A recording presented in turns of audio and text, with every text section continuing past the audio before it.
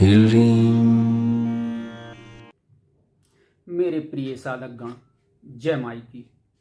मैं अपने गुरु दतिया विश्वनाथ गंधर्व श्रेष्ठ एवं प्रयाग गौरव के चरणों में नमन करते हुए आज हम ऐसी दिव्य तिथियों एवं द्वादश दिव्य रात्रियों के साथ 10 महाविद्याओं के प्रकटोत्सव पर चर्चा करेंगे, जिन तिथियों में साधना करने से साधना में दिव्यता आती है एवं मंत्रों में दिव्यता के साथ चैतन्यता और सिद्धि की प्राप्ति निश्चित होती है।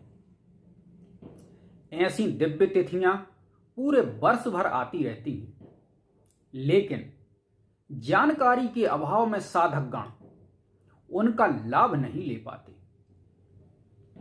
तो प्रिय साधक, सबसे पहले 10 महाविद्याओं के प्रादुर्भाव की तिथियों पर चर्चा करते हैं।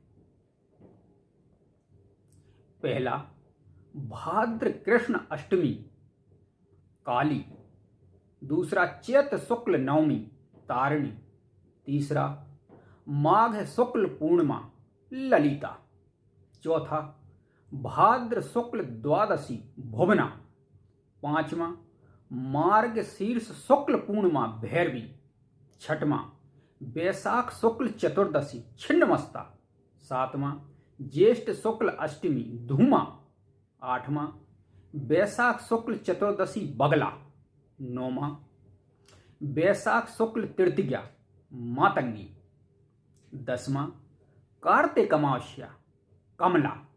प्रिय साधक, अब सिद्धि प्राप्त द्वादश रात्रियों पर चर्चा करते हैं।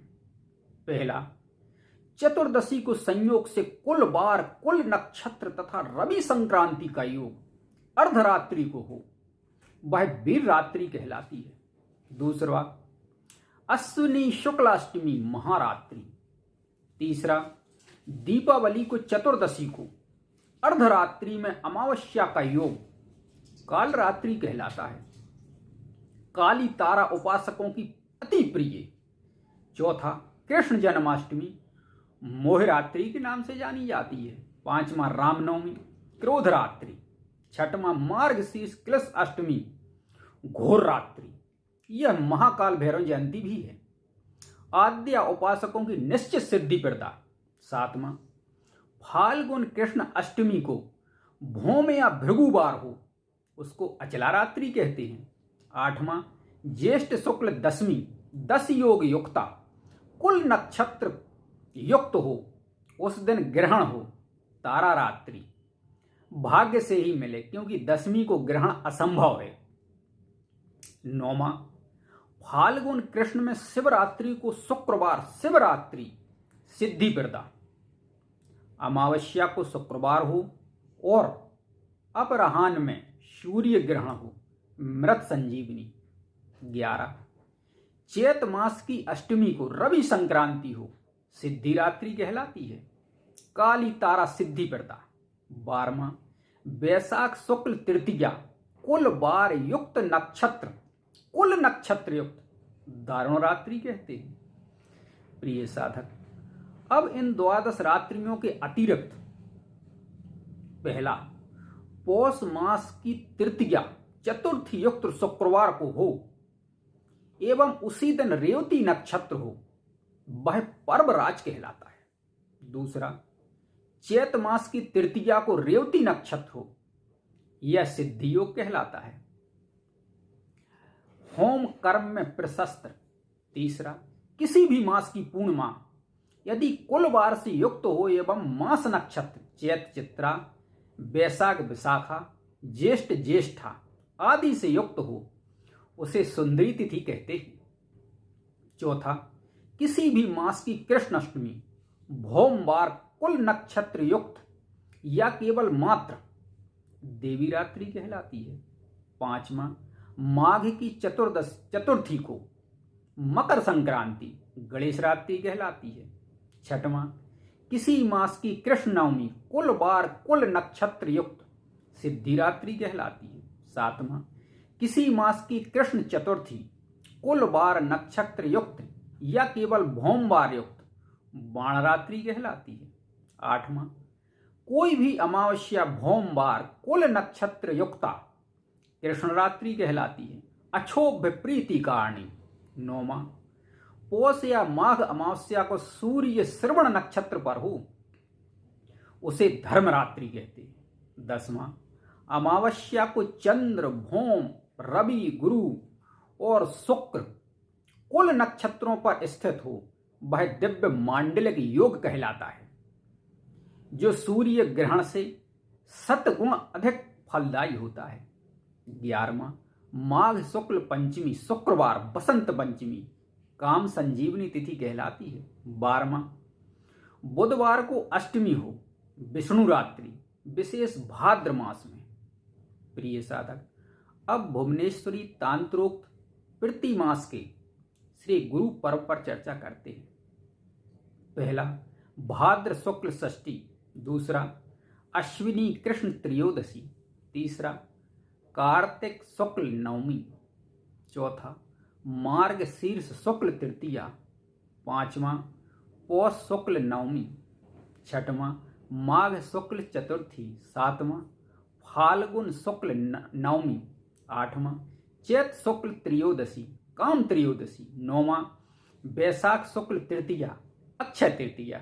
10वां, ज्येष्ठ शुक्ला दशमी दशहरा। 11, श्रावण शुक्ल पंचमी और 12वां, श्रावण कृष्ण पंचमी। यह है प्रधान पर्व। अब अंत में ये शास्त्र वचन। सर्व सिद्धिम वापनोति मंद भाग्योपि पूजनात् तस्मात् पूजाम सदा कुर्यात् सिद्ध्यर्थी सिद्धि संग्रह। पूजा फलेन दुर्भाग्यम दुख दारिद्र्य निग्रहम सर्व प्रसन्नम याति ईश्वरो जायते भुवि अर्चनम क्षण भंगेन विकला योगिनी भवेत। पूजाहीनो सुचिर नित्यम गर्हिता सर्व कर्मसु पूजा विहाय यो मूढ़ो मंत्रम जपति नित्यशः तज्जपम विफलम विद्यात् सा मंत्री पातकी भवेत। विद्याम संग्रह पूजायाम श्रद्धा यस्य न विद्यते स महापातकी भूतवा पशु योनिम वापनुयात। ये साधक दशावतार जयंतियों पर्व पर चर्चा करते हैं। अब प्रिय साधक, शक्ति तत्व से उद्भूत भगवान विष्णु के दशावतार पर चर्चा करते हैं।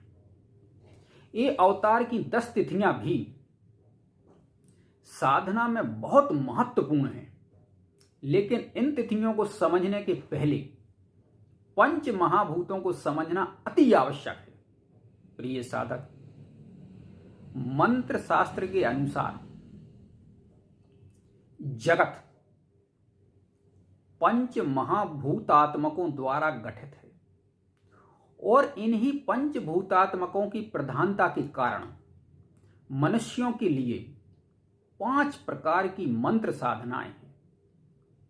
विष्णु आकाश तत्व, शक्ति अग्नि तत्व, शिव पृथ्वी तत्व, सूर्य वायु तत्व एवं गणेश जल तत्व के स्वामी हैं तथा साधक को समय समय पर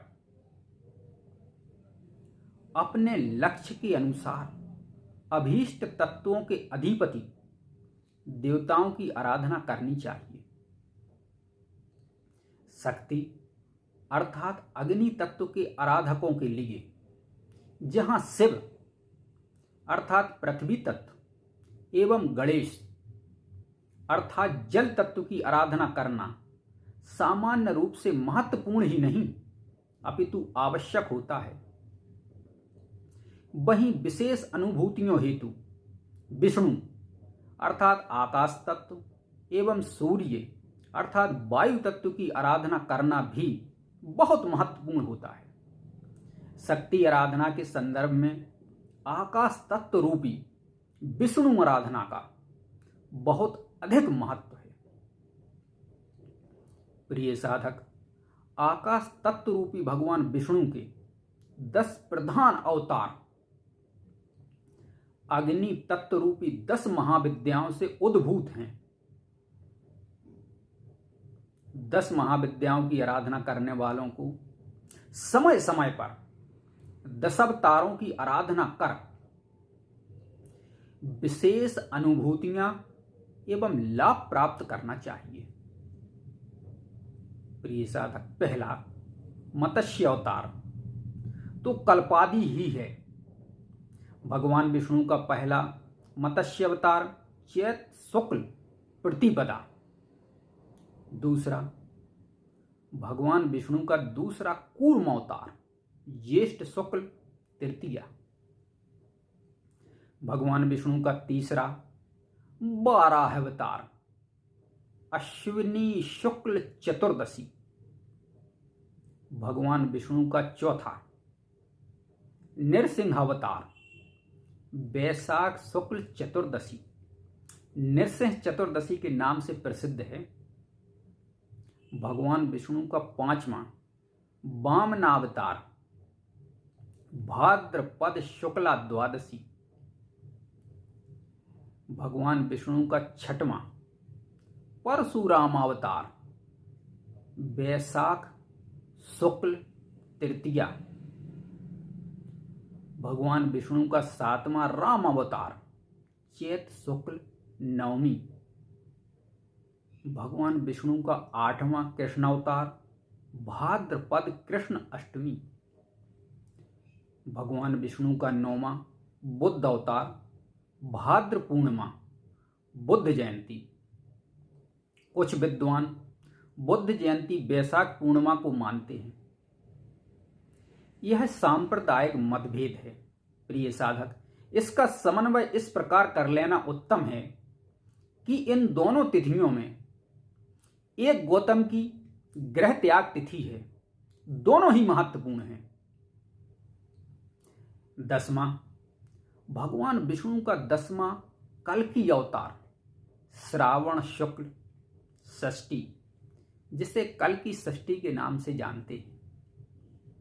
प्रिय साधक, इसके अतिरिक्त महत्वपूर्ण तिथि जो प्रतिवर्ष 21 या 22 जून को सूर्य जब आर्द्रा नक्षत्र में प्रवेश करता है, उस समय धरा ऋतुमती होती है, जिसे साधक गण अंबुबाची पर्व कहते हैं। अंबुबाची पर्व के 3 दिन साधकों को साधना के लिए बहुत ही महत्वपूर्ण एवं दिव्य होते हैं। अंबुबाची पर्व में साधना करने पर साधक को दिव्य एवं विलक्षण सिद्धियों की प्राप्ति होती है। प्रिय साधक, इसके अतिरिक्त दोनों पक्षों की अष्टमी, चतुर्दशी, अमावस्या एवं पूर्णिमा, यह तिथियां भी कुछ बार एवं मंदवार से युक्त हो जाएं तो इनमें अग्नि जैसी प्रखरता आ जाती है।